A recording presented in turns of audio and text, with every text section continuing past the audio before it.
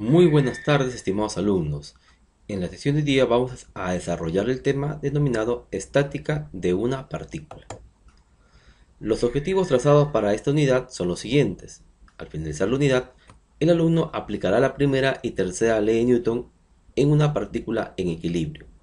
Graficará el diagrama de cuerpo libre de una partícula y resolverá problemas de estática aplicando la primera condición de equilibrio. Entonces, entendamos primero lo que es la estática. Podemos decir que la estática es la parte de la mecánica que estudia los cuerpos en condiciones de equilibrio. Palabra clave de la estática, como pueden observar ustedes por aquí, es la palabra justamente equilibrio. Para entender qué es el equilibrio, debemos definir algunos conceptos importantes. Uno de los conceptos básicos para entender lo que es el equilibrio es el concepto así de fuerza. ¿Y qué es una fuerza?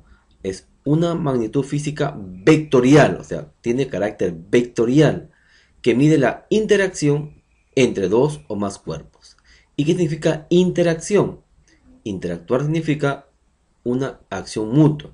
Un cuerpo actúa sobre el segundo actúa sobre el primero. Entonces, para que haya interacción, tiene que haber como mínimo dos cuerpos. Podemos apreciar por acá dos cuerpos en cada caso. Dos cuerpos, dos cuerpos, dos cuerpos. ¿Sí?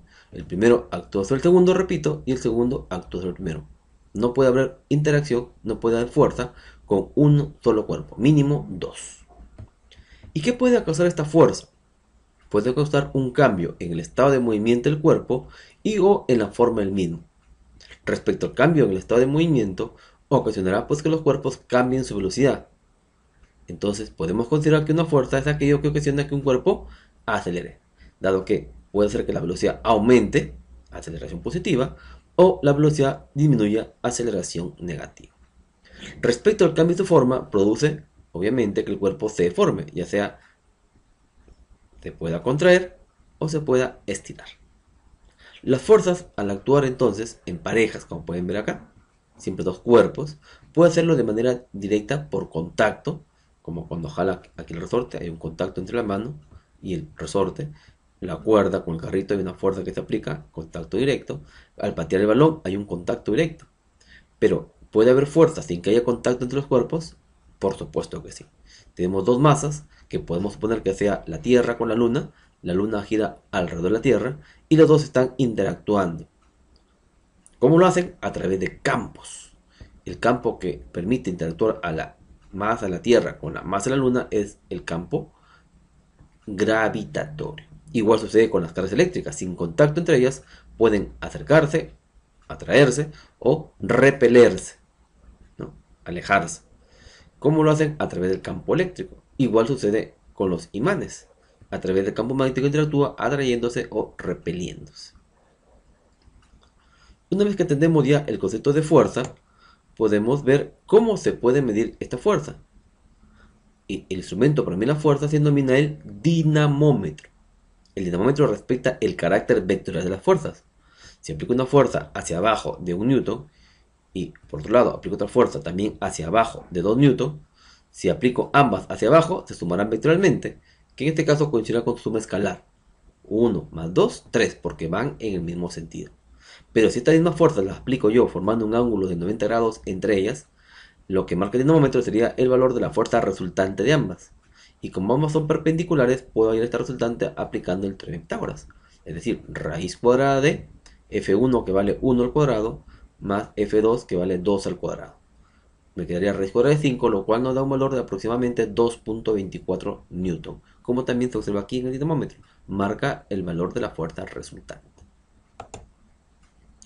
Para entender las fuerzas, cómo es que se aplican las fuerzas sobre los cuerpos, es necesario comprender las tres famosas leyes de Newton. En nuestra sesión de hoy día revisaremos solamente la primera ley. La primera ley de Newton es también conocida como la ley de inercia o ley del movimiento. ¿Qué establece esta primera ley? Establece que un cuerpo sobre el que actúa una fuerza neta nula, o sea, cero, fuerza neta, o sea, la resultante de varias fuerzas, cero, posee entonces aceleración nula. Y si no hay aceleración, ¿qué pasa con el cuerpo? Su velocidad permanece constante. Y esa constante incluso puede ser cero. Velocidad constante implica que movimiento, como hacia recordarán ustedes, en cinemática, movimiento rectilíneo uniforme. Y si es 0, indica pues un estado de reposo. Puedo interpretar esta ley también a partir de otra expresión.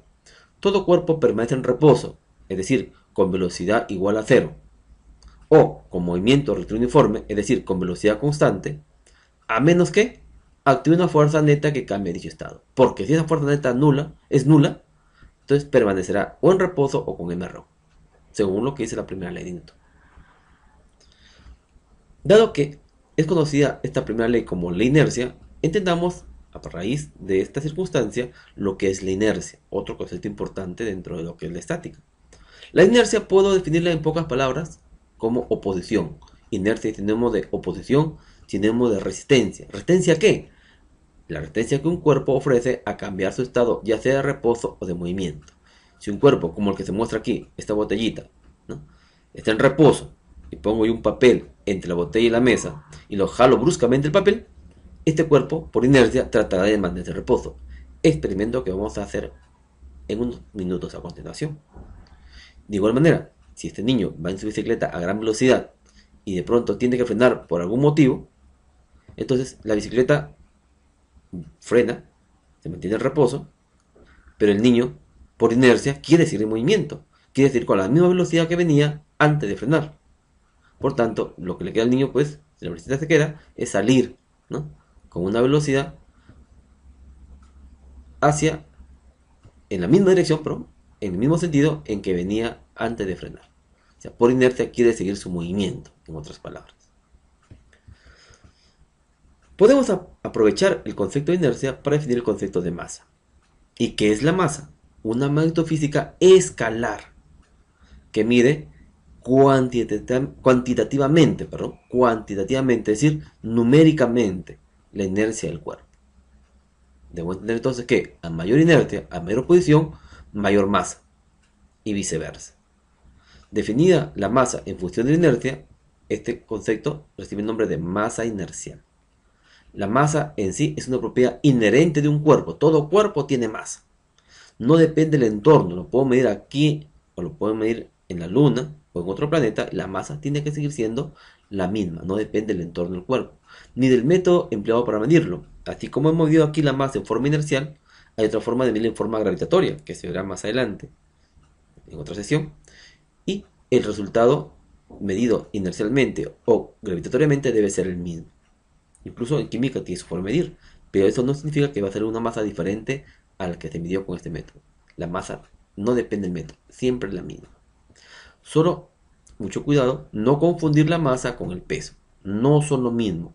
Para empezar, la masa es una magnitud física escalar. El peso es una fuerza, es un vector. Masa y peso son cantidades, por tanto, diferentes. El peso de un cuerpo tiene que ver con la magnitud de la fuerza gravitacional ejercida sobre el cuerpo, tiene que ver con la fuerza de gravedad y por tanto varía con su ubicación, me refiero a su latitud y a su altitud. A continuación veremos un experimento que nos refiere justamente a la inercia conforme les acabo de mencionar.